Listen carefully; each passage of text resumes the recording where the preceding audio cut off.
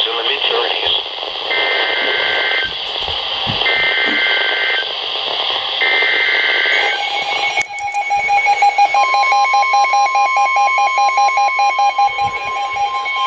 This didn't activate. Here is a winter weather statement. Winter storm warning in effect from midnight tonight to noon Eastern Daylight Time. Is 169 toning this or not? Heavy mixed precipitation expected. Total snow accumulations of 2 to 5 inches, with localized amounts up to 7 inches, and ice accumulations of around 1/10 are expected.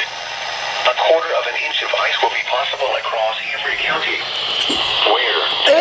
Yancey and Mitchell counties. When? Midnight tonight to noon Eastern Daylight Time Sunday.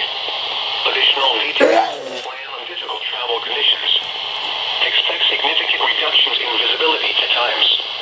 A winter storm warning means significant amounts of snow, sleet, and ice will make travel very hazardous or impossible. Please report snow and ice accumulations by